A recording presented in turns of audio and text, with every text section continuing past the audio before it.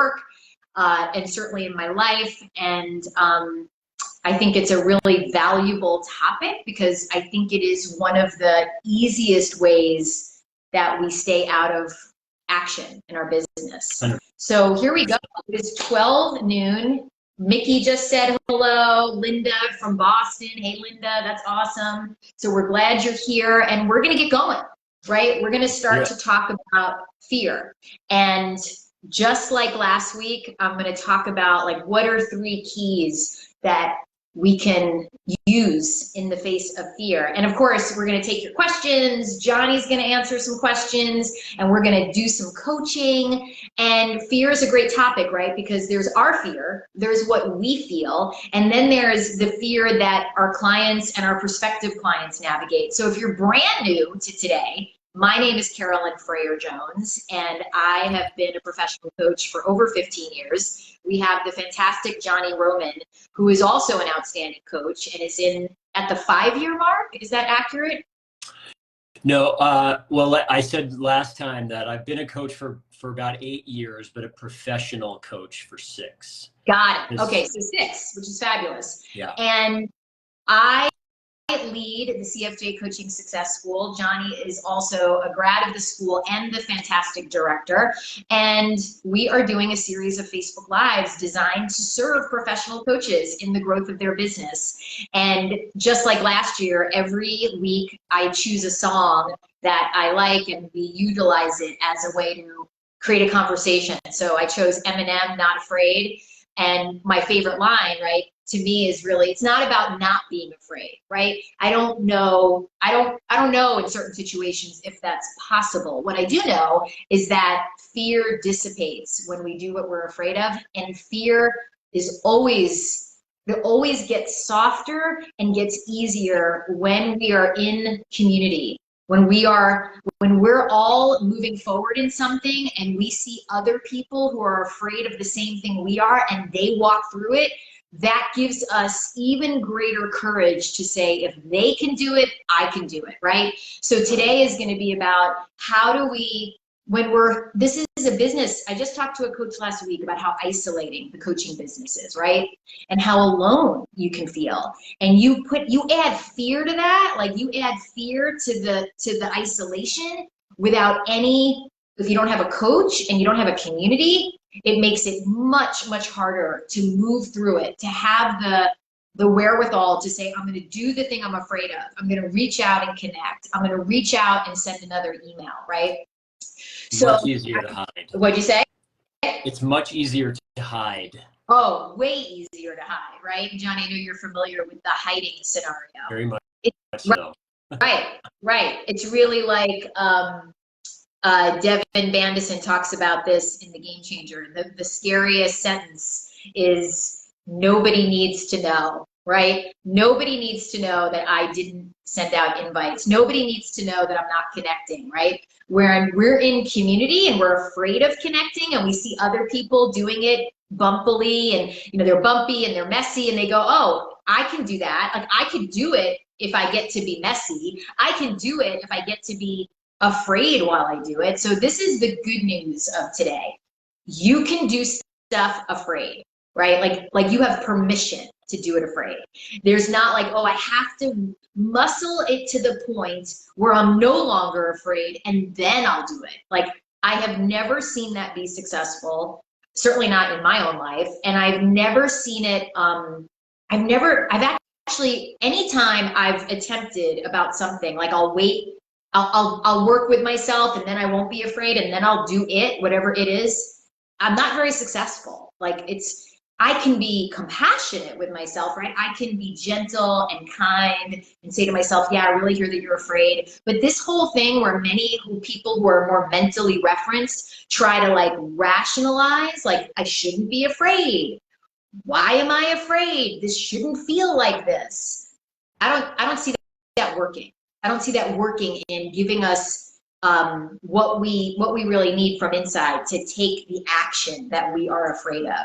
So first thing we're going to do while everybody is here and gathering is I want to hear or write in the comments what makes you afraid in your business. let's get into it. What makes you afraid in your business? What are the things, hey Miranda, what are the things you're afraid of? I know Eric Woodard is here. I know he's not afraid of chickens, even though he put the chicken emoji in his comment. What are you afraid of? And you can be as specific as you want, right? If you can be like, you know, specificity is going to help me to help you in terms of coaching. So, and it can be broad. Like, I'm just afraid in general. Like as I wrote, I made a post, like, maybe you're just a big scaredy cat and everything about this is frightening to you. And that's fine too. So let's hear what you're afraid of. So Rhonda said failing in front of my community. Miranda said no clients, no money, which is a real situation for her right now. Lynn said people won't respond to my invite or group offering. Yep. Okay. I'm sure there's more coming through. So, fear of being rejected, failure. No one wants what I have to offer. Love it. These are excellent people. You are demonstrating great courage in sharing what you're afraid of. Rhonda, one thing that will help me, when you write failing in front of my community, can you just add to that a little more? Like, what does that mean? Like, who is your community? Is it like, you know, friends? Like, what are you imagining there? I'm just so curious about that. Afraid of not looking good, afraid of being trapped. I want to address the fear of no money and no clients, and that's the one that's happening now, right? And then, Johnny, you may have a thought too. So I'm going to say this. This may sound funny, but I'm like, so you're already in it, right? Am I accurate? You're already in no money, no clients. So the very thing that you're afraid of, it sounds like it's occurring. I think I'm accurate on that. And I want to say to you, like, if you ask yourself the question right now, you may not like it. It may be uncomfortable, but are you okay? Like, are you okay in this moment? For me, that's one of the best questions I ask myself when I'm afraid. It's like, am I okay right now though? Like, has anything occurred that is horrific in that? Even if I have no money and no clients, like, do I have, like, am I unhoused? Am I in danger? Like, if those things are real, that's different. Then I would have different coaching. But if you're in the moment right now, like, I'm okay for the next week, I'm okay today, I think it's really important to affirm that you're okay, right? Because we can really terrify the crap out of ourselves, like, right? Like, we're really good at that. And Johnny, maybe you have more to share, because I feel like you've been in the no money, no clients scenario. Very, absolutely. Yeah, and fear. Even recently, when I was going on paternity leave, I didn't have a lot of clients set up for afterwards. So the front half of my calendar was very full, and the latter half was not at all. And I found these thoughts coming in, like, oh my God, what's happened? What's going to happen? Like, et cetera. And I have enough experience now to remind myself to just lean into trust and to remember that I have the skills to show up and, no matter what occurs, to get into action and begin some form of creation. I don't know what it looks like yet or what it might look like, but I know that given what I've been through in the past, that I can rely on myself to get into action in that way and start some form of creation, whatever that looks like. And that's what occurred. Yeah. Well, I think you said a really important statement, Johnny, that I want to highlight for everyone, that Johnny said. It's a really valuable one. He said, I'm even in that, even all the fearful thinking, he said, I know I can rely on myself. I know I can rely on myself. So when we have fear, right? When we have fear of, like, no money, no clients, or Rhonda, I saw, successful, rising the ladder, now in this new business, charting a new path. Will I be successful, right? So the fears, right? If you can answer what Johnny did for himself, in that he could say to himself, I know I can rely on myself though. Like, Johnny has really learned in the last, let's call it 6 years, and certainly the 2 years he was in the school, it was like, can he show up and do the thing over and over again. Remember last week we said it takes over and over again. Can he show up and do it again and again, even in the midst of those kinds of thoughts, right? So a question to ask yourself is, can I rely on myself to do the thing, even in the midst of those feelings? Like Johnny had data, and that's an important thing, right? Johnny knew, like, oh, well, I have created clients in the past. I have had my practice be a little low and then bumped it up again. Now, so he had some data too to back up like the thinking of I can rely on myself. So there's the I can rely on myself to do it even though I'm afraid. And I've had some data that shows me I can create clients, right? Now, some of you may be super new and be like, hey, I don't have Johnny's data. I don't have your data, Carolyn. Like, I'm really new. So that gets a little more interesting, right? So if you have data, and I don't care, I mean, like you've had one client, you have data. You've had 2 paying clients, you have data. You can't discount even a little data, right? Some of you, like, I'll talk to you and you'll be like, oh, but I've only had 2 clients. I'm like, that's a lot more than some people. So you do not want to discount, right? I mean, 1 or 2 is a lot from where we sit, right? From what I see and what Johnny sees, right? When people are talking to us. So just consider that if you've had 1 or 2 clients, you have data. So when those thoughts show up of like, I can't do this, or I don't, you want to be like, no, no, no. I used to say to people, if we brought you into a court of law and they were like, show us the evidence that you are a loser and cannot create clients. And your lawyer said, no, no, no, I have evidence that this person has created 2 clients who paid them $50 each. Jury would be like, you're not a loser, right? It's incorrect.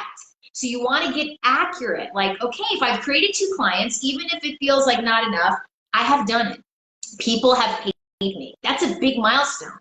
Now, if you haven't had people pay you, then that's different, right? Then it's like, okay, am I willing to rely on myself in the face of no data yet, right? Like, am I willing to take the steps while afraid, even without data, right? That's a different muscle, right? And all of us who've already had 1 or 2 paying clients, like if you're in that boat, you're like, yeah, I've created 2 clients, right? If you're in the boat of I've created no paying clients, let us know in the comments so you can feel seen by us and that we can say, yeah, we understand that too. So Rhonda, I want to say something. And Miranda, we're going to come back to you. First of all, I acknowledge you that in your previous career you had success, right? Like, bravo. That is, to me, I love when coaches come into the profession from another profession having had success. I think that's fantastic because there's already some data, right? Like, oh, I know what it takes to build success in a different career. Now, you may be feeling like, yeah, but this is wildly different, and it is. However, you want to really look at it this way, Rhonda. You want to go, wait a second, though. But if I did that over here, that is information that I might be able to use as a reference point, right? That you might be able to use as a reference point. So Johnny and I, we have a coach in the school, and she is coming back for her 2nd year. And she is leaving a profession, Rhonda, where she is literally like one of the best in the world. And I mean that, like top of the game professionally. She is literally one of the best in the world. She's already built a coaching practice, and she is leaving this profession where it could very easily look like, why would you leave that? And she's really clear, I'm done. I want to do this thing full time. And she's using the muscle of like being messy and letting it be your community for your consideration. There's a lot to be had for them to see you stepping into this new thing. I'm not saying you have to reveal all the like, I'm sitting alone in my pajamas doing nothing while I cry. Like, I wouldn't share that. But there's inspiration when someone leaves a successful career to create something else. Like, I'm inspired when people do that. You know, when people go, wow, like that takes courage. So you can use it in service. There are people around you, Rhonda, who want to leave what they're doing and they don't because they're afraid. They're afraid. So know that like what's happening for you is a story that is not yet fully told that will serve others. And you can start using it now, right? So this coach is already utilizing it, right? She has people who follow her on an email list.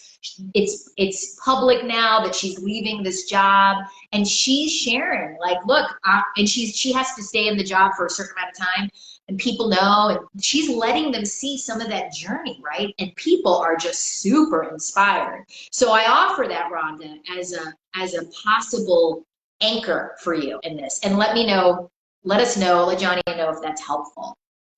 So Miranda, let's come back to you. Like, you have 2 paying clients and nothing's happening. So here's a question for you, and maybe Johnny has a question. Like, so would you say that's making you fearful? Like, is the thing like, oh, I've only created 2, can I do it again? Right? So I'm curious, I want to go a little further with that before I just answer you. Lynn Novak, you left teaching? You are free? Oh my God, that is so exciting. Like, this is big. You did it. You are not right near me in a middle school teaching 7th graders. So big congratulations. You are on the path. And from my point of view, like, it's natural that you'd be afraid. You've been moving towards this for a long time. So this is like celebration. And I would even challenge you that, like, yeah, you're going to have thoughts like, what if I made a big mistake? What if nobody does my group? What if, and you want to be like, yeah, this is exactly why I left the profession of teaching, because all of this is going to grow me, right?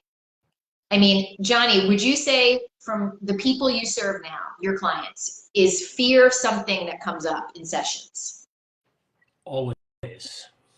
I mean, there's always some level of fear that's present in some way. Fear of having a conversation that feels uncomfortable, or fear of sending out an invitation, or fear of starting a group, or saying no, or what else, it comes up in 1,000,001 different ways, always. Yep. So it's important for all of us to know that in this profession, our fear has value because we can use it in service to others. Now, the thing we don't want to be doing with fear is allowing it to run the show, right? Like, I do not, like, I used to have a requirement when people coached with me individually, and the requirement was this: fear cannot be a good enough reason for not taking action. Like, don't come back to your session 2 weeks from now and be like, I didn't do it because I was afraid. I'm like, that is not gonna fly in our coaching. And I'm like, and if that won't work for you, don't hand me a check, because you're allowed to be afraid. Fear is welcome. I want to know if you're afraid, but it can't be a good enough reason for you not to do something. I will support you. I will encourage you. I will not, like, so some of this is about, where is your own requirement that fear not be a good enough reason not to do stuff, right? Can't be, right? And Miranda, I was laid off in a job. I was in for 7 years. I was making, yeah. Miranda, I want you to know, like, the fee you've already made this year, like, Johnny, I know, can relate, $4K. If you're another coach here, how many of you can relate to, like, we've had coaches in the school, Miranda, that have, like, gone from exactly you have, and they're like, I'm in the land of, like, the level of earnings that I don't even know what to say, they're so low. It's not uncommon. For some coaches, Miranda, it takes 2 years to get it off the ground. It takes 3 years. I don't want you to be like, there might be things you can be doing differently, of course. And I don't want you to think it's always a given that this should have been, like, popping within a year. I don't think that didn't happen for you, Johnny. Not at all. My first year, I think I made under 10K. In my second year, around 15, 16. Yeah. So, yeah. Yeah. So Miranda, I really want you to hear Johnny on that, right? Like, that is not uncommon. I can appreciate the discomfort of going from 122 to 4. That's a journey. right? Probably not in the direction you'd like. And it's not uncommon. And, you know, one of the things I would ask you to look at, Miranda, is if you were to look at your ratio of how much action you're taking every day, right? How much are you in action every day? Meaning getting conversations moving with people, connecting, inviting, just connecting and serving. I was just reading through an email from Steve Chandler because I'm working on my second book, which is only for coaches. It's not like my last one with Michelle, which was, you know, it dealt with grief and friendship and all of those things. The second book, which will be out hopefully this fall, is all for coaches. And I was reading an email from Steve where he uses a quote from a movie. And I forget the movie, but the line in the movie is the guy is saying to the woman, like, I've always wanted to know, like, do you love me and would you be with me? I've always wanted to know. And the woman responds, she murmurs, and you've never asked. And Steve is using it to say, coaches don't ask enough. Like, to fill a calendar with connecting and conversations, it's like there's a lot of action that's required to create that, way more than any of us probably ever imagined, right? So Miranda, you want to start to neutrally look at your calendar through the lens of, am I in enough action to create what I want? Even if people are saying no, even if, but like if you write back on our comments and you're like, I'm in conversation all the time. Like I have 3 conversations a day, 4 days a week. Then we're in new territory. But if you're not, right? So if you want to post more, you can. If you want to share it. If you don't, that's totally fine too.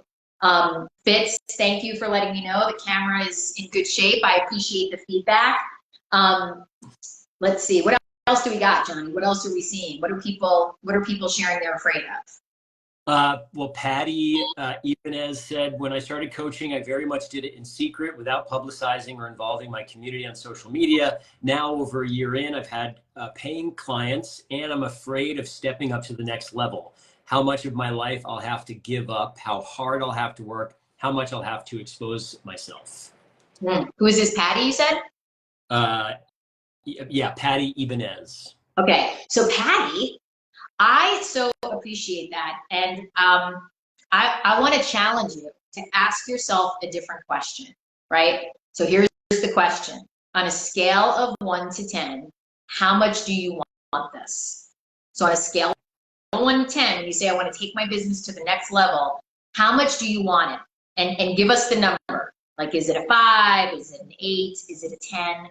So answer that, and then we'll talk a little more about your scenario. Miranda, I really, really hear you.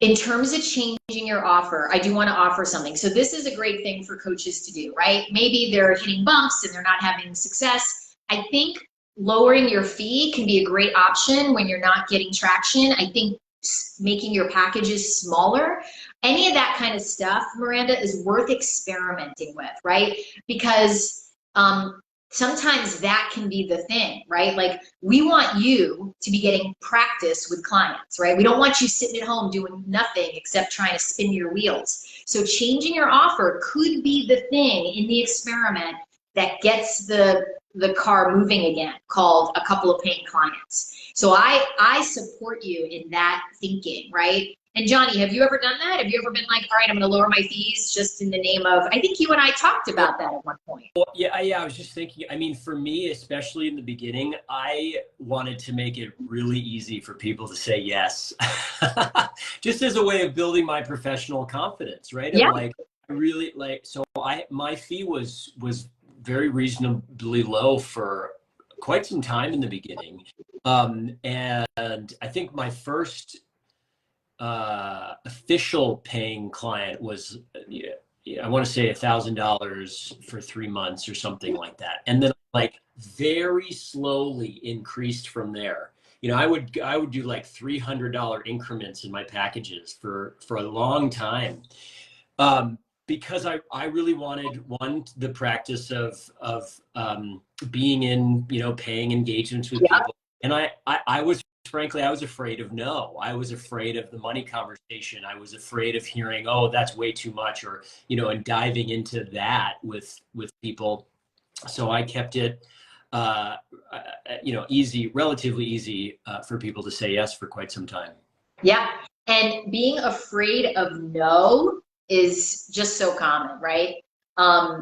Fitz, $1,000 for 10 90-minute sessions for his first package, right? So I want everyone to see that, right? Like having a low fee and making it super easy for people to say yes is a great place to, I mean, I coach coaches all the time who are getting into bumpy territory and they're like, maybe I should back off on my fee. I just made a leap. I'm like, back off. You can always go back up. So Miranda, I offer that as like ways to play. 3 sessions. Like you could be like, I'm going to offer 3 sessions to people. It doesn't matter, right? What matters is you getting a little bit of traction so you can start to feel a little better, right? Let's see. So I charge $2,000 for 8 sessions plus other amenities, right? Look, you could say I'm gonna just offer 4 sessions for $1,000, like what John. You could do that, right? Johnny did 1,000 for 3 months. You said in the beginning, yeah. Yeah. So Johnny which was not did 1,000. Yeah. So that, Miranda. So hopefully hearing this helps you go. We want you and everybody here to feel at ease with like I'm gonna play. I want to do some new experiments in the name of like moving things forward. Because the key, no matter what place you're at, right? If you're a $200,000 coach or you're I've made 4K so far coach, right? Having flexibility to pivot a little and play a little in the name of going to the next level is really important, right? So there's no like have to's, right? Like that's what's great about this business, right? Like you could try stuff. Like, I know coaches who literally use every new conversation to test a new fee, and they test a higher fee, right? So they're like, I'm going to try 15K in this conversation. Next conversation, I'm going to try 35, right? Now, I think when you hear that, right, many coaches are like, oh gosh, like that's so what? What is that? Like, is that confidence? Is that what creates it so someone is willing to test new feeds? And I would say to you that when we're afraid, it would be fair to say our confidence isn't very high, right? When we're in fearful thoughts, we're contracted, everything feels tight, everything feels not possible.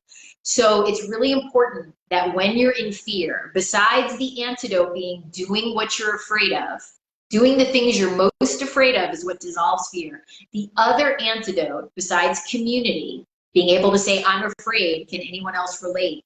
The other antidote is get out and do some things that make you feel good, right? Like we want to remember who we are, right? When I'm fearful, I forget who I am. So I have to do things that remind me of who I am, right? That might mean going for a walk. That might mean a workout. That might mean talking to a friend. That might be being of service to someone. Like this morning, my husband and I walked our dogs. And as we were walking the dogs, we saw a man pushing his car. Like he was pushing it. He wasn't in drive. And clearly the car had stalled out. And my husband said, take the other dog. I'm going to help him, right? So my husband helped push the car. He wanted to like push it into a place where it was safe, right? So John pushed the car and he did an act of service, right? He wasn't planning on doing an act of service. It appeared and he said, let me help you. Now, did John feel better about himself after the act of service? He did. He actually we were joking because he was like, wow, I didn't know I'd get a CrossFit workout while I walked the dog. I'm like, you totally did. You totally were doing CrossFit. But it's like he felt better about himself. Now, that's not why he did it. He didn't be like, oh, I want to feel better about myself. Let me help this guy. We feel better about ourselves when we do acts of service. So if you are feeling low and you are feeling afraid and you are feeling like, I don't know if I have this, go be of service somewhere. And it doesn't have to be radical. You know what I mean? It could be go to your coffee shop and be like, I want to buy the next person a coffee. And it can be so tiny. It can help someone carry their groceries to their car. That is an incredible antidote, and you will feel better. And then when you feel better, we're more willing to get into action, right? We feel less afraid. And we are in a service-based business. So I offer that, like, Miranda, you might want to be like, how am I going to go be of service today? Because I got to get out of this like scenario where I'm feeling tortured about my business, right? So I would encourage that as a possibility. Okay, Patty, you want this at a level 10. Yeah, you exhausted yourself in the film industry. I get it. I get it. So I just want to say to you, Patty, sir, first of all, bravo that you wanted it a 10. And, you know, look, Johnny will respond. There's accuracy that you're going to have to, for a period of time, give up something, right? When we want to create a coaching business, just like your beginnings in the film business, and, you know, my husband's in the entertainment world, that's not a small undertaking. It's a demanding process, right? So there is going to be some of that. So your want to, which is very high, you're at a 10. Your want to is at a 10. So maybe the opportunity is to be with yourself differently in it, different than how you were at the beginning of your film career. So there's a statement that everybody learns who goes to the University of Santa Monica. And the statement is, how we relate to the issue is the issue. Or, said another way, is how I relate to myself as I go through the issue is the issue. So Patty, the opportunity might be, how am I going to be with myself as I create this, right? Because I want this, and I'm aware of the push-pull around it being a big part of my schedule. So how am I going to relate to myself? Because I want this, and I want this to be joyful, and I want this to be expansive. And then, Johnny, I mean, what would you say in that context? Because you've put in a lot of time and energy. Yeah, you know, I was thinking about one of the things you had told me early on, because there was some tension also with my wife and how much attention I wanted to put into my business versus, you know, sharing time with my wife and my family and things like that.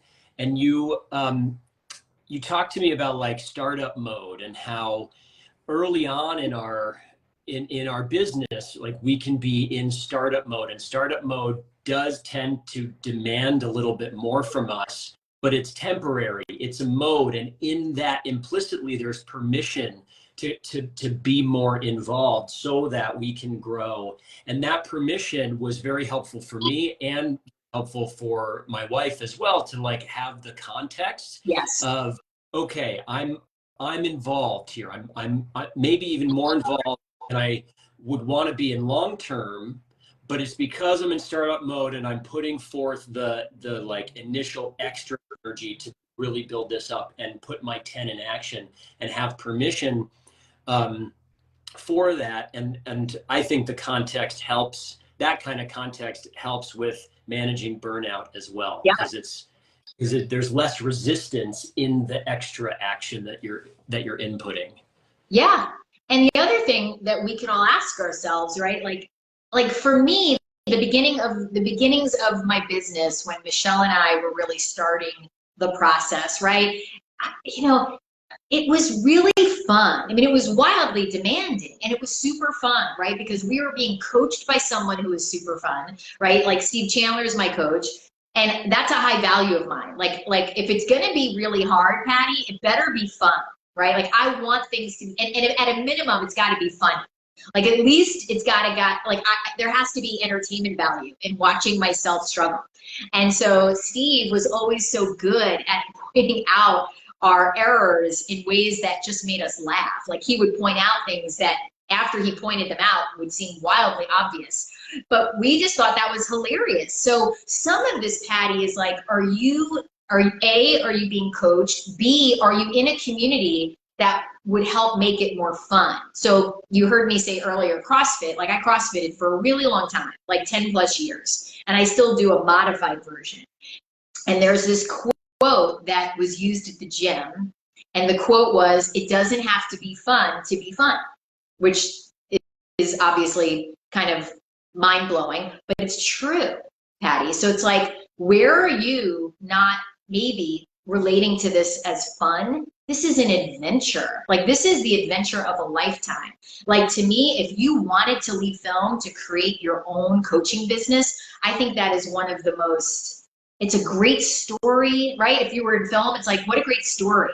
So how do you want the story, the script to play out, right? Do you want to be the hero in the story? Now, heroes have struggles, because we all do. The hero's journey has struggles. And then the hero is triumphant, right? We are the heroine. I love my origin story of like creating my business and leaving my job as I was scared and like being afraid that I wouldn't be able to do it. Like when I look back, like I love my origin story, and you and all of us want to love our origin stories because it's what grows us, right? Like we build resilience and grit, and those are things our clients need. Our clients are coming to us to be strengthened, right? So that means we need to have done the work ourselves. And Patty, this could be your work. See, if you took this on as like a sacred journey, my hero's journey to creating my business, and that includes walking through the fear. What an incredible journey. And then you can help others, right? So in my world, Patty, there's no such thing as failure. Like that's a made up term. Like what is failure? Like messy mistakes, Miranda, it not going the way she wants it to right now. Okay, but that's not failure. That's like a puzzle. It's like, what are the pieces of the puzzle that aren't working yet, right? There's no failure, right? So I offer that as a possibility, not just to you, Patty, but to everybody who's here, right? Like, how are you relating to your own hero's journey in this? And are you showing up for yourself, right? What's the, I don't know, I'm gonna really like not do this well, but like, what's the journey, the guy, the sword, right? The stone, this is so bad. I used to know these things, but my brain isn't really at full functioning today, clearly. But there's the guy and the stone, right? What is it? Lancelot, the sword and the stone? Yeah. Is that what exactly, right? But like, he didn't just go, "I'm too afraid." He was terrified, right? I'm not gonna try. Get it. It's too hard. I just want to go home. I don't like this. I'm just gonna watch Netflix, right? This is your script, people. Like, how you relate to the fear is the opportunity, not the fear itself. It really isn't. Fear is not the thing. It's how you're going to relate to the fear. And are you going to like companion with it and go do it versus I'm going to let it kind of keep me under the covers. So let us know, King Arthur, right? Thank you. Great coach. Patty, you have a great coach. I love that. Lots of community. I really want to support you, Patty, in really looking at your origin story and how you want to be in this, right? Because for all of you, your stories are still being written. The stories of your businesses are still being written. Like lots of you are at the middle, the beginning of the story. Some of you are at the middle. You know, Johnny's like at the middle, maybe, right? But he has a lot of story left. So how are you going to relate to your story, and are you going to show up for your story? And then you get to use your story in service to others, right? Like my story is still being written too, and I get to use it almost every day. You know, I don't share when I'm in the middle of the story from the pain. I'm not like, let me share all my pain with coaches. I don't do that when I'm in the pain. I wait until I'm 2 steps beyond the pain, but I use it.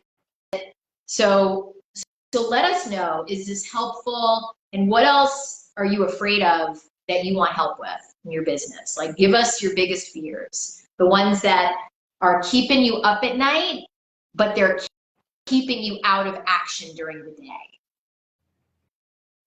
And while you write, I'm gonna share, last night, if anybody has not watched The Bear on Hulu, so The Bear on Hulu is a fantastic show. But in the second season, there is an entire episode really dedicated to service and excellence. And if you have not watched The Bear yet, I highly recommend it for coaches. I mean, it's a drama, but there's comedy in it. It can get a little dark, but it's a fabulous story.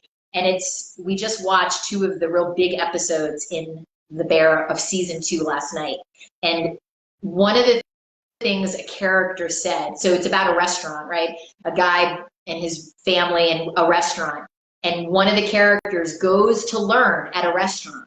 And the level of service, of outrageous service, is mind-boggling. And the guy who went to go learn is just like, he sort of doesn't get it. And this other guy in the restaurant is like, you don't understand. This is the Super Bowl every day. Every day we are open. We are doing the Super Bowl. And I thought that was so profound. I was like, oh my, and they related to it every day. They were like, who's coming tonight? They would look up people to find out what was important to them. It's an amazing episode about outrageous service, and just in general, it's a fantastic show. So if that interests you, I offer that, because when we're in outrageous service, we're not in our fears and we're not thinking about us, right? We're just thinking, how can I serve outrageously here, right? So what do we got, Johnny? What are people afraid of? Well, I'm not seeing other fears that have popped up, but Linda was saying that, fear equals false evidence appearing real, feel it and do it anyway. And her husband always tells her to stay out of her head, that it's a bad neighborhood in there. We got some Bear fans. Yeah, I see that. Oh, look, Barb's having a bear party. Oh, fantastic. That's awesome, Barb. Oh, so Dina Marie, the fear of potential clients finding out I'm less successful than them, financial or otherwise. I love that one, Dina Marie. How many can relate to that, right? Oh, yeah. So I'll share a story. Andrew, when I'm not sure where my next client is from, I can leap into action. I'm afraid of going 100 miles per hour in the exact wrong direction. Okay, we'll get to that one next. So Dina Marie, I have been in situations. I remember I was, we were renting a house. It was a very tiny house, and I only met with clients at our kitchen table, and I had this potential client, and we didn't Zoom then, and she was coming live, and I was terrified, Dina Marie. I was like, Steve, this was someone who was very wealthy, and Steve I was like, Steve, I'm like peanuts. This looks like peanuts. Like my house, like the kitchen tables, like the kitchen's right there, the fridge is next to the table. And he's like, it's fantastic. And I said, okay, help me with this. And he said, people want what we have, right? They do. They want, like, they're drawn to us for a reason. It's not what we have physically, it's who we're being, right? When someone's drawn to us as a coach, it's who we're being. And he's like, you have a beautiful life. Look what you've created. And if you stand in that, in the peace of that, in the ease of that, she will be thrilled to be in your home. Like, it won't even be a thing. Like, what you make or don't make does not matter. Like, you having a beautiful life with what you make now will inform them in ways, Dina Marie, that you can't really know. So it's not like coaches, it's not like individuals are like, I need a coach who is so much more successful than me. I need a coach who is wealthier than me. People don't think like that, right? They don't. I didn't. I know Johnny didn't. We aren't looking for that. We're looking for the person who can help us most of all on the inside, right? Yes, I wanted someone who could tactically help me grow my business, but it's also like, who am I being as that is occurring? So I offer you to Dina Marie, you don't need to be concerned at all about the current degree of success you're in or not in. No one's looking like to make sure I have certain things checked. No one's trying to find out my bank account. No one's trying to be like, do they have this in their house? Nobody cares. No one's ever cared. In fact, it might even be better that you may appear, quote unquote, as less financially successful, right? Because particularly people who've had a high degree of success or have a high degree of wealth, a lot of times people want things from them. They want things. And as coaches, we can be the first person who's like, I don't want anything from you. I just don't. Like, I'm not trying to get what you have. So I offer that. So we'll do Andrews going exactly in the opposite wrong direction. And then I see we got a couple more, Johnny. Yeah. Johnny, have you ever gone 100 miles per hour in the exact wrong direction? I have. Yeah, probably. I mean, I'm not exactly thinking of what that direction was, but yes. Well, I have one, and you can think about it. Like, Andrew, I hear you. Like, I hear that concern, and obviously, I'm a voice for slowing down. Like, I don't really want to go 100 miles per hour in the correct direction either, right? Like, it's like I want to go slower because we're better when we slow down, right? And that doesn't mean I can't move quickly in my business, but by and large, I want to be as slowed down as I can so I'm aware of what's happening. And let's say you do go 100 miles per hour in exactly the wrong direction. You're going to hit the wall really fast and hard, and it's going to hurt, but it's going to be over quickly. Like, you're gonna get there fast. If you're going 100 miles an hour in exactly the wrong direction, guess what? You're gonna discover that way more quickly than if you're going 5 miles an hour. So I offer that as a possibility, right? Like, it's okay. So what? Like, you'll find out you went in the wrong direction. And Andrew, I know you. I know how capable you are of turning around and then finding the right direction. That's what matters for all of us. It's not so much of like, I mean, Michelle and I hit our heads in the wrong direction a number of times. You know, Michelle was going to coach lawyers. That was going to be her thing. And Steve said to her, you know, I don't think you're going to like it very much. Like, you know, lawyers, you know, most lawyers are not like you, Michelle. They're a complicated, tricky bunch to coach. Michelle was like, nope, I'm going to coach lawyers. I can do it. I can feel it. And guess what happened, Andrew and everybody? She went out, she started like working with people, and she had someone else who wanted to bring her in as a coach in their lawyer coaching place. And she did a little bit of it, and she was like, this is horrible. It's horrible. Like, I don't like this at all. And Steve was like, yup. And then she had to tell the person, I don't want to do this with you. You know, she had to navigate. She'd gone fast, Andrew. She didn't go slow. And then she had to pull herself out of this opportunity. But it was fine. Ultimately, she learned a lot in her fast accident, right? And then she got out. So we're always going to learn something from going in exactly the wrong direction. And I will be frank, she didn't lose a ton of ground. It wasn't like, see, the key is if we're going in the wrong direction, we want to get the feedback and then turn around. Many people are like, no, let me push harder against the wall. Even when someone's telling you, no, that's a wall. Like, once she had it happen once, Steve was like, I told you that. And she's like, you're right, I'm out. So she got it, and then she turned the other way. And then she had people who told her, why would you start a business with Carolyn? And why would you give anyone 50% of the money? Like, you and Carolyn do groups together, you're only going to get half. She was like, I know, but I really like her, and I want to hang out with her and do this together. And she had people who were like, it's not going to be financially great for you. And she did it anyway. And guess what? It was very financially successful for both of us, right? So there was a place where, and Steve was not saying that, by the way. Steve wasn't like, don't do that. But other people in her world were like, that doesn't seem like a smart business decision. You could run the groups yourself. And she was like, I don't want to. I want to do with her. And guess what? It worked really well for us. So you never know, right? Like, there's like, we want to be utilizing our own inner guidance and being like, okay, this feels aligned for me. And then we pay attention to the feedback. So Miranda, going back to you, it's like you're getting feedback that something's not working. So you want to adjust. you want to adjust. All right, Johnny, what was the other one? Fitz said one of his big fears, he's afraid that he's a fraud if all he can do is act in the face of fear without actually freeing myself of fear completely, which has always bugged me. Is the only thing there is action even though I'm afraid, or is there unfear too?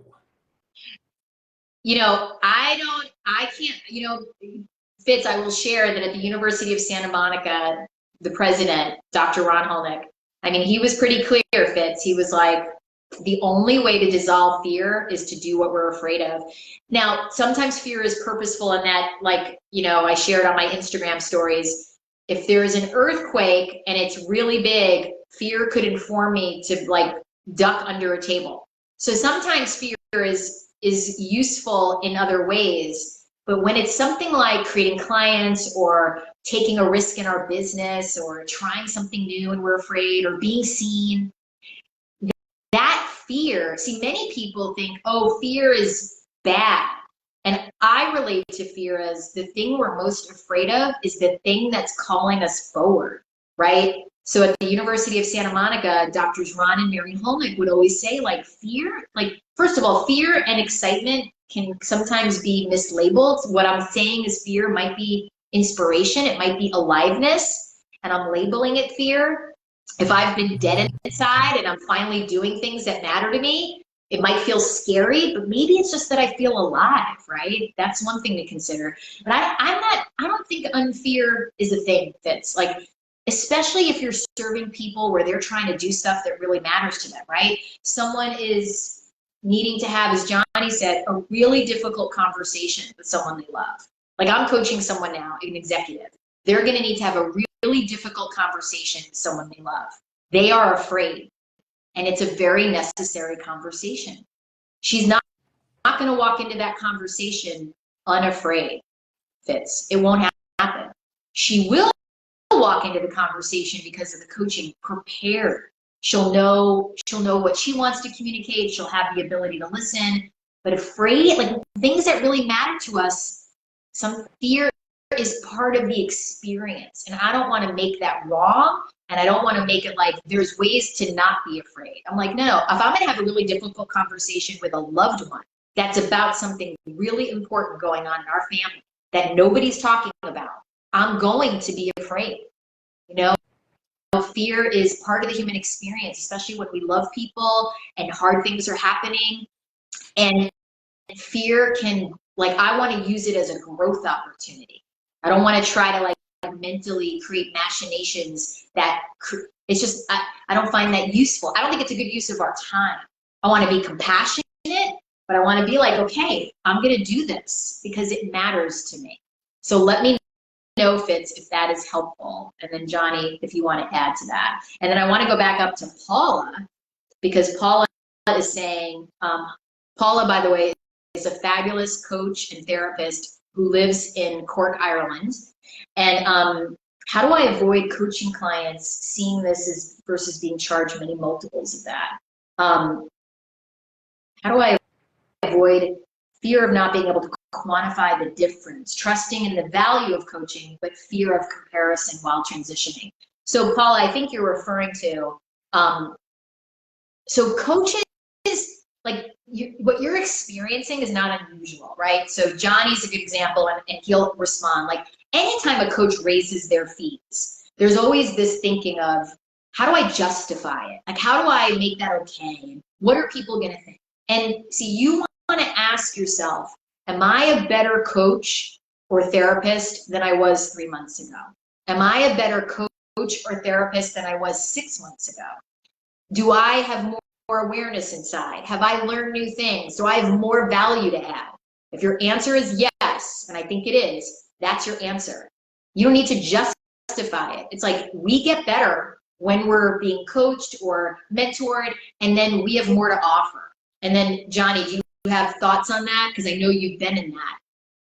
Yeah, I mean, for me, it was about stepping out of like thinking about it in an hourly context and sort of zooming out into like the bigger picture of what are we doing and creating together, what's the relationship that we're entering into, and that it has nothing to do with per session, per hour, et cetera. It's more about what are we creating together, and that's like the value lives inside that, not like how much per minute or per hour I'm charging or something like that. And so whenever I would get stuck in the sort of money question, or my rates and fees and things like that, I would remind myself to pull out of that context and into the bigger context of what we're creating together. And then, you know, and taking a stand for my fee, my time, et cetera. And then they get to decide if that feels valuable for them. If that's like, okay, yes, I do want that. That's their decision. Right. But I'm taking a stand for my own position in this, knowing that yes, I am further along and there is more value today that I'm able to bring than a year ago or something like that. And I found that shift in context to be very helpful for me. I love that, Johnny. That's excellent. And I think what you're sharing is really important to highlight. So, Paula, one way for you to think about it, what Johnny's really saying to you is he's saying, like, look, if someone comes to you and is like, I want to change my life, right? I want to create a new life. I want to leave a marriage. I want to have a child. I want to start a new business. You want to be thinking in the context of what's that worth? Like, my fee is in a way representative of what that's worth to them, right? So like Steve Chandler will sometimes say to people, like, what's the value of helping someone transform their relationship to an adult child that they're really challenged with? And most of the time, right, when he's worked with fathers or mothers, they're like, it's priceless. Like, shifting my relationship both inside of me and with my adult child to one that's of greater loving and greater connection, that's priceless. And if you're capable of doing that with someone over the course of 6 months or a year, like, there are people who, like, there's no limit to what I would pay for that, right? I'm not saying your fees will be $1 million, but those kind of things are priceless, right? The things that Steve has helped me with on any given year have been, priceless. The things I faced, his fee became like $1 compared to what I got from the value of what he helped me with.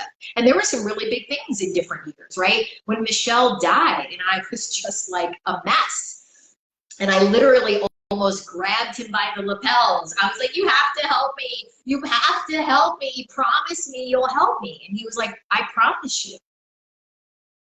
Right? And the things he helped me be with in that year following Michelle's passing, his fee, Michelle used to be like $25,000, but like that was worth way more to me, right? That he partnered with me during that time to such an extent that his fee could have been 100K, and it still would have been the value of what he did for me and with me was worth 4 times that and more.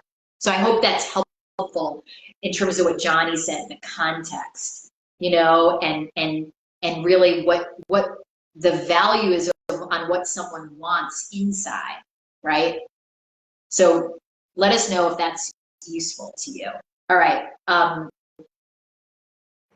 Yeah, just jump your rates up, Paula. I'm teasing you, you know that. But yeah, you bring your skills, and remember, a coach is really like creating, like, what do you want to do in this next 6 months or year? What do you want to create inside and outside? So there's a container for that period of time that feels very different than therapy. So I'll also offer that. All right, Sherry Roseski. I'm moving from a coaching business that was centered around referrals, and now I'm learning how to connect and invite, plus doing this at a higher fee schedule. Holy heck, it's scary. Sometimes I feel like I'm a teenager trying to ride my bike for the first time without training wheels. So, Sherry, I think, if I recall, Johnny knows you very well, as does his wife, Elsie. And I agree with everything you shared, but I also offer you that you haven't really fully grasped who you are at the level that you can. So Sherry Roseski, is really an incredible financial coach who, Johnny has been very public about how much she changed their lives, right, Johnny? 100% total. Like, I don't know where we would be without Sherry Roseski. I mean, think about that, really, for everyone. Like what Johnny just said about Sherry, that's what we all want to hear, right? And Sherry, for your consideration, you haven't really taken that fully inside and really, like, you don't, like, if Steve Chandler were here and he heard Johnny say that, he would be like, Sherry, you need to take yourself for a walk and remember who you are. Like, you got to really own that, because that is going to assist you with any part of this that's uncomfortable. Like, it won't take it away, but it has to be in there. Like, you got to really hear that, right? Johnny doesn't say that lightly, right? So you really need to be like, wow, I'm either discounting what I've already done to help people, or I'm not standing in it in some way, because you got to catch up. Like, and I'll add when Sherry raised her fees on my wife and I, my wife, something that I thought was really profound. She said, "Well, I don't ever want to manage my money without Sherry," and it was like a really easy yes. It was just this awareness of the value that she provided us for years, and then had a conversation about raising her fees. Like, it was like, the value is so much, like, we don't want to walk that without her. And so it became an easy yes. Yeah. So Sherry has demonstrated such a high level of service to Johnny and his wife from when she had very low fees, that they're like, we're going with you no matter what, right? And they knew, right? Because Johnny and Elsie were like, boy, she really needs to get to the school. And they joked, uh-oh, we know her fees are going to go up. Like, they joked with each other, and they didn't care, because they were like, no, this person is remarkable in her ability to shift our lives, our finances, how we're relating to it. And Jason, I want to answer your question of how do you communicate value effectively to clients? So this is a great example. Sherry didn't communicate it in words. It was in what she did, right? So she took Johnny and Elsie and their financial lives, and she was like, we're doing this, she like partnered with them. So it isn't about communicating it, it's about demonstrating it. We demonstrate our value, right? We don't communicate it. It's never something we're going to say. It's always going to be, and I'll give you an example. So there was a corporate executive who I'd had a couple conversations with, and it wasn't clear to me that she was going to say yes to me, and sometimes that happens. And I wrote to her, I shared something with her, and I wrote to her, and in that, in addition to what I shared, I said, how are you doing? And she wrote back to me and was like, I'm in the midst, she was having a health scare. And it was like something that I was familiar with based on Michelle's medical history. And I just wrote back and I was like, how about we get on a call? Let's talk for 15 minutes before you go do this test. Let me know if that would be helpful. And she wrote back right away. She's like, that would be so helpful. So we got on a call, probably the day before, maybe the morning of, when she was going to go have this test, and we just slowed it way down and just slowed down what was going on inside of her, and just slowed down how she was thinking about it. And we slowed down, and I was very direct. Like, either you're going to get information that shows you, yes, you are in the middle of a health situation that's real and you're going to need to walk it, or you're going to get back information that's like, you're okay. But right now, you do not know. Right now, you have no idea. So let's talk about where you are from. We have no idea. Like, how do you want to be with yourself? And we just slowed it down. Within a day, she wrote to me and she was like, I want you to be my coach. Like, you saying that to me and being like, you want to talk right now? You want to get on the phone? So Jason, it's like, that's what we can do as coaches. And Paula, that's what's different about coaches than therapists, right? Therapists have all this, like, we wouldn't do that unless you were working with someone already. But I'm like, we want to look for opportunities, especially when we're in conversation with people. right? It's like if they're like, I'm having this challenging situation on a job, we don't want to be like, oh, but I have them on my calendar for 2 weeks from now. You want to be like, why don't we talk today? This is the ways we can serve, right? That's just one way, right? But that's where we want to be willing to be flexible and not be like, oh, but what if, like, if she'd said no to me, if she'd been like, you know what, I so appreciate that offer, I'm good. It's fine. It's totally fine. Tara Ann, so glad you're here. Mark, do you see that one? Which one?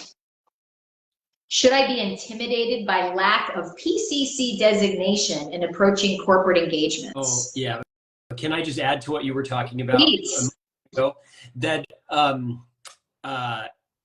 in terms of demonstrating that, like that's also where the like the gap conversation and really slowing down enrollment process and these conversations, you know, the longer we're in conversation with someone, the more value gets demonstrated, the more we engage them in sort of the awareness of what could be possible for them, and really slowing all that down, and why, you know, we're open to taking that time with people to really let them have an experience of the value that can live in the space that we're creating with them. Yes. And that tends to happen less. It's not impossible, but it tends to happen less when you're in conversation for much shorter amounts of time, like 15, 30 minutes, like from an enrollment context. Yep. Well said, Johnny. I love that you said that. Sherry, I'm all for you doing freeform writing, but what I'm more for you doing is you're like going for a walk and really taking in what Johnny said about you, and really being like, okay, I'm going to dissolve anything that's in the way of me standing in that every single time I talk to someone and serve someone.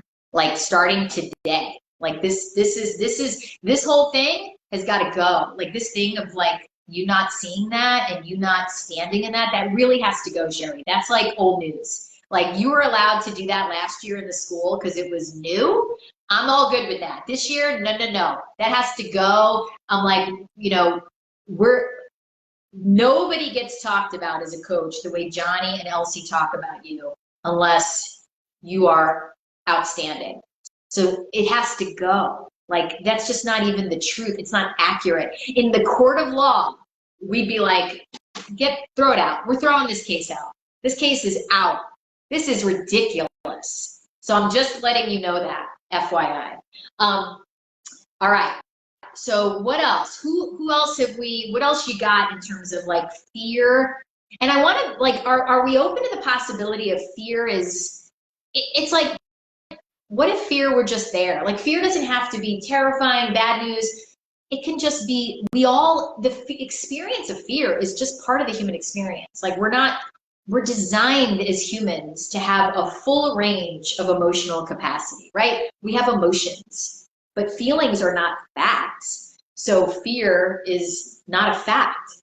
It's just an experience, right? So I don't want to, a lot of people really are subscribed to fear as like their main podcast, right? Like my fear podcast is so like compelling and they listen to it all day long and they get fascinated with their fear. And I'm just like, I'm not saying, I'm never going to be mean to myself when I'm afraid, right? There's never a good enough reason to be unkind to myself. But I'm also, especially in my business, like personal life, okay, right? Like I have a different set of standards when fear shows up in my personal life. But in my professional life, like there were so many things I was afraid of, and I was never unkind to myself, but it was never going to be like the fear is the one who's going to make the decision on this, right? So I want to offer that to all of you. Fear in a business context, in the growth of a professional coaching business, that is not a podcast you want to listen to all day, every day. We just don't. And I'd be remiss if I didn't say, and bring in Steve Chandler here, you know, the way he would probably be talking to us about this is fear when we're in the fear, we are 100% in self-involvement. So I really want everyone to hear that, right? When we're in our fear, who's it about? It's about me, it's about my fear, it's about my stuff, and we're not in service. We're not looking outside of us. We're all like, fear, me, my fear, look at it, it's so important, it's so loud. And then we're out of the service game. We're out of connecting. We're out of doing, like, do it badly. Like, really, like Steve Chandler's quote, anything worth doing is worth doing badly. Anything worth doing in your business is worth doing it free, for real. So I offer that, like, for us to start to disengage. Fear is not like, it's just there. It's not like it's it's not like, you don't want to make that your favorite song that you then don't do anything other than listen to it all day long, right? So Carolyn, I don't think you did anything, but your audio got tinny again randomly. It just out of nowhere, it just popped up. So I don't know, you know, just letting you know. I'm too far away to have done it. Yeah. So we're just gonna put it in the category of it's gonna stop, like it did last time, right? Just stop. It did? Last time it did. Or it's gonna stop. I can feel it, people. My voice will return to its beautiful timbre in just a moment or two. But in the meantime, Johnny, what else? Mark brought up the PCC designation, approaching corporate engagements, and had a question about that. Yeah. You'd be afraid. Mark, I wouldn't even give that a second thought. I mean, it's not that if you have the designation, great, but I'm not going to let that, I'm not PCC designated. That's not my training. That's not my orientation. It doesn't matter. And if a corporation is like, that's their requirement, okay, I'm out of the game. You're lost. You know, like, I really want you to be like, I'm not going to spend a lot of time on that. I'm either going to go forward to get a corporate client, and I'm not going to utilize that as a weapon against myself. There are so many of us as coaches who have corporate experience, who have leadership experience, who have management experience, and we're not PCC designated. This is a profession. It's not like therapy. We're not federally regulated. So don't think of, it's not worth your energy. It really isn't. So that's what I offer. And is there anything you want to share, Johnny, on that? I would just agree completely with you that it really goes back to the question that is in their minds is, can you help me? Not, can you help me with a PCC designation? Just, can you help me? And some corporations do require it, right? That's just a requirement they have, and that's it. It's not, you know, okay, that's fine. And even with that, the main question that they're wanting to get answered is, can you help me? So that's where demonstrating value and really engaging them in conversation from the get-go can open that up, if they're willing to engage in the conversation, if you don't have the PCC designation. But again, that's the starting point, at least from my context or your context. Excellent. Excellent, Johnny. So we got 15 minutes left. Let's bring it, right? Like, so if you have an enrollment situation that you're in that you want some coaching on, or if you're like, you were here last week and you took action and you were like, I had a great week. What do I do this week? Right? We want to support you and, like, let's get you coached. Let's get you some input. If there's a burning question you have that we can answer in the last 15 minutes of our time together, we want to do that. And while and Lynn, I want to say something to you, Lynn Novak, congratulations. And filling your first, I know you've had other groups, but if it feels like the stakes are higher to fill this group now, I really just want to be a voice for this. This is about now fully being on the court, fully at 100%. And that means you're going to get more no's because you're more on the court. You're going to collect more no's. You're going to have the experience of being maybe sometimes even quote unquote more afraid because now you're full time and you really want to be like, this is part of my journey. You took a big leap, but you've prepared for a long time. So I want to offer that you might consider the fear like a badge of honor.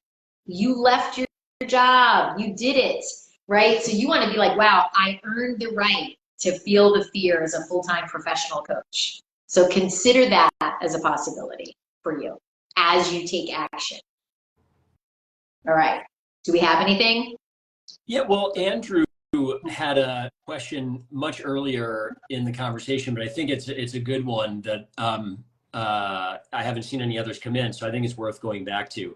He said he has a question about next steps in client creation. It feels like there are so many options: creating a workshop, going to networking events, sending thoughtful messages to connect, sending an email to close-ish network offering complimentary sessions, etc. Also thinking about creating a group. Thoughts on how to discern next best steps versus filling my days with stress and activity out of fear? Well, Andrew, first of all, amen that there's all these options, right?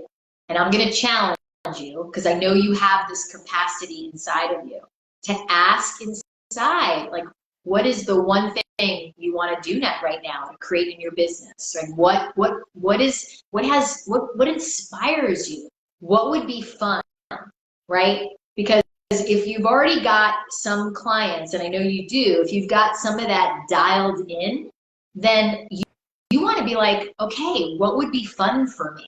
What would be inspiring to me, right? We want you in action, and we want you in action on what excites you, not on 10 things, right? When people start filling a group, we don't want you then running off to get individual clients. Filling a group requires focus and dedication.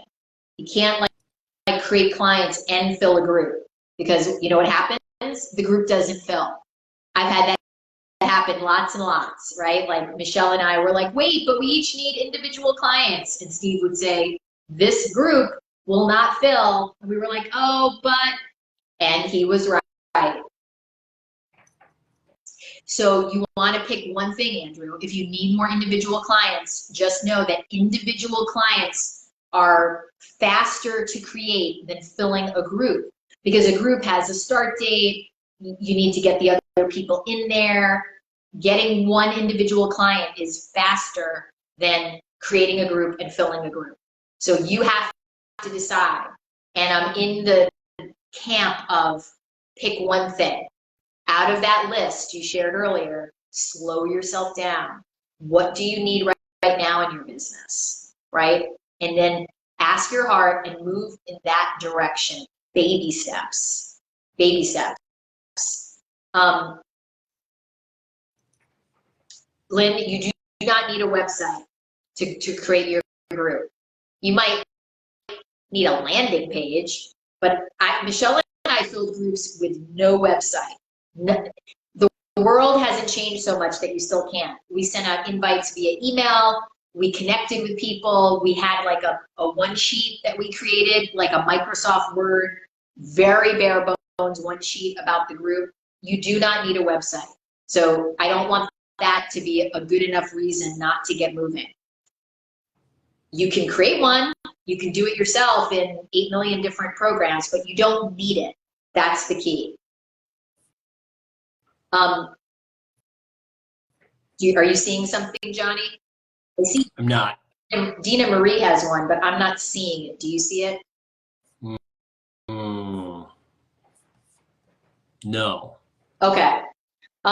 Barb is asking, are you calling a group for pay thing and maybe a workshop a free thing? Can you fill a free workshop and enroll for individual clients? Yes. That's different, Barb.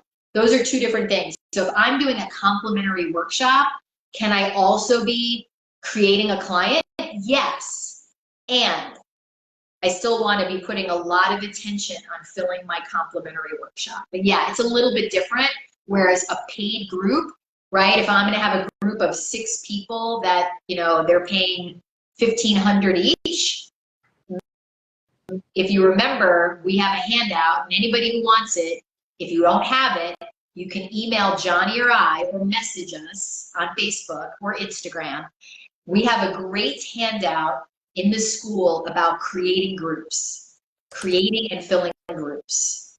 So when you're going to fill a group, Lynn, you have to know however many spaces you have in the group, you're going to need to be having probably quadruple that in terms of conversations to fill those spots. So if I have 6 spots, 4 times that many conversations, maybe 5 or 6.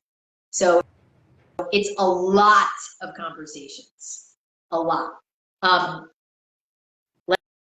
Let's see. Patty shared something, Johnny. Can you read that? Yep. She said, the way that I got coaching clients up until now, it's been by talking to someone, asking if they need help with that, and getting them in conversation. But I'm currently feeling like I don't want all my personal connections to become clients or be proposed to. I really have loved the referrals I've gotten because it feels out of my circle. How do you best recommend engaging new people? It's a really good question. Patty, do you do stuff in your life? Like, meaning, one of the ways that I created clients outside of my community when I first went full-time was at my gym. So like, one of the things and I went to the gym because I like going to the gym, right? Like, it wasn't like I'm joining the gym to get clients. I already was at the gym. So you, Patty, you want to look at, where are you spending time in your life, right? Are you out in your community, right? So I know people who have joined book clubs. I know people who have gone to Chamber of Commerce things in their community. Tarita Preston, who's on faculty at the school, outstanding coach. She is just one of the most powerful connectors I know. She goes out into her world in Cincinnati all the time. She's social, she likes it, and she'll just connect. She will be sitting at a restaurant by herself having dinner. She will overhear a conversation, and she will be like, I'm so sorry, I just heard what you were saying. I just had a question for you. I mean, she is bold, Patty, but she does all sorts of stuff, and it's out of joy of wanting to. Like, she just recently joined like a sommelier club or something.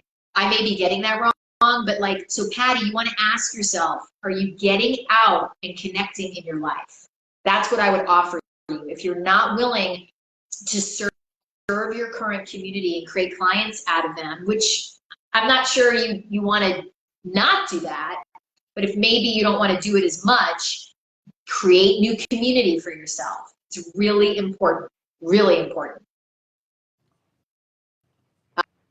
I see a question from Allison. Do you see that, Johnny? Yep. Can you read that one? Yeah, she said, recently a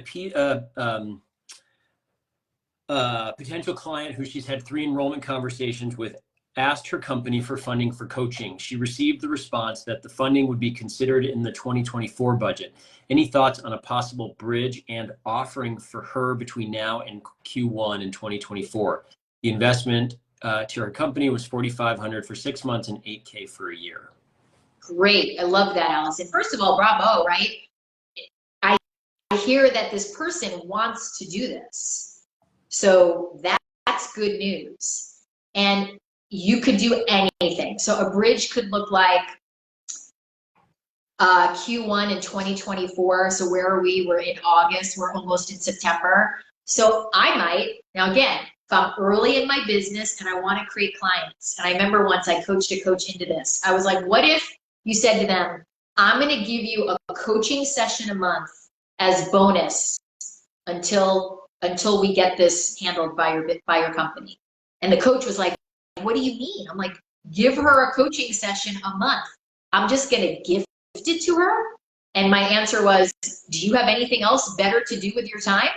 You got a lot of time on your calendar. That's outrageous service. So you might consider, Allison, saying to her, like, let's get on the phone. I have an idea for you. If I was willing to do one bonus coaching session a month before Q1 of 2024, my gift to you, is that something you'd like to do? That's one idea. That's an idea that doesn't require her or them to pull money out of their pocket. Now, another thing you could do is create 4 sessions for not a reduced fee, but you could say, I don't normally do this, and here's what I'm willing to do. I'm willing to do 4 sessions. This would have to be confidential, and the fee would be X until the company pays the coaching, and then we'll keep going.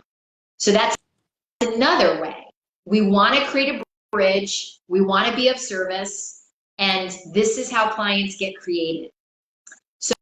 So Allison, those are 2 ideas, and that hopefully gives you more to work with, right? Johnny, I don't know if you've ever done anything like that or you have a different thought. Those were some of the thoughts that came up for me, like really like how can you bridge it, create a bridge essentially between now and then, and either bonus sessions or a smaller kind of fee package. Those were the 2 that came to mind for me. Beautiful. Beautiful. You know, people, we're just about to wrap it up, so I want to share a couple things. Number 1, I really want you to take this away from our time together. Fear is not a good enough reason not to do stuff in your business. It could delay you, right? Like, do we get slowed down by fear? Absolutely. You do not want to let fear take you off the court for a week, 2 weeks, a month. You do not. That is not in service. So you want fear to not be a good enough reason not to take action in your business. That is number 1 from today. Number 2, there's no such thing as unfear.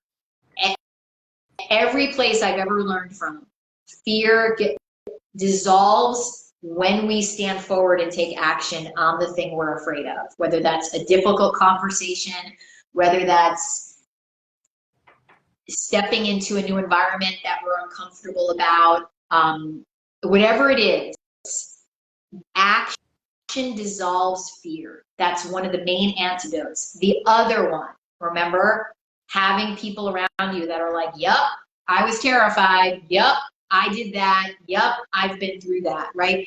Loving community also helps create strength for us to do the thing we're afraid of, right? So that's really important that you take those away from today. My encouragement is like, go do the things you're afraid of, right?